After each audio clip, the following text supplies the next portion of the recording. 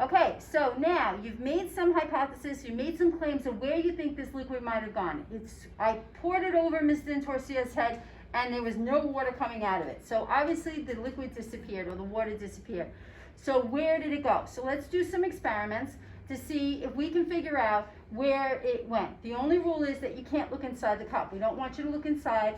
That kind of gives you a hint that maybe something happened to the water inside the cup. So one of the first things we're going to try is weighing them. So if the water is still in here, and there would be a weight difference between the two. So if you were here in class with me, I would have a student come up and just feel the difference in the two. So let's try weighing the empty cup on the scale, and that's 11.6 grams, okay? And now let's do this cup. I'm just gonna keep my hands over so you guys can't see inside, and that is 290 grams. So there is definitely a difference between this cup and this cup. So maybe the water didn't really disappear, maybe it's still in there. So maybe some people said there's paper towels in here, maybe they said there's a sponge in here. Some people might say there's clay in here. So another thing we can do is stick something inside the cup and see what happens. So we have a pencil here and we're going to stick it in the cup. So that kind of gives you an idea of what's going on in the cup, right? That there's definitely something in the cup. We know that because there was definitely a difference in weight. And now we see that the pencil is standing straight up in the cup. The last thing we could try, before I show you what's in the cup, is to put a hole in it. So maybe some people think that there's like a secret trap door in here, that the water kind of stayed inside the cup and it's trapped inside. So if we put a hole in the bottom of the cup with a scissor, this is not easy to do. All right, hang on.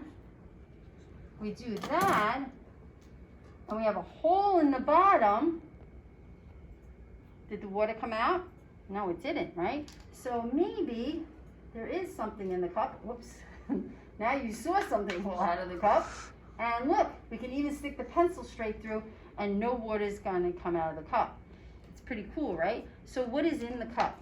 So yes, there is something in the cup that absorbed all the water, and this is what it looks like. We can actually add more water to it and it will still absorb.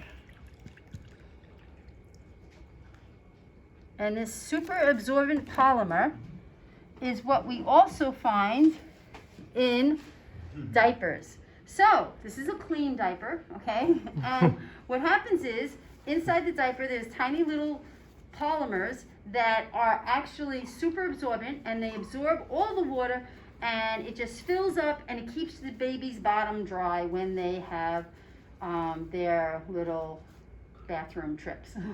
Okay, so if you want to see it, this is what it looks like. So look, I poured more water in it and it's still not coming out, but it will eventually fall out because it is heavy.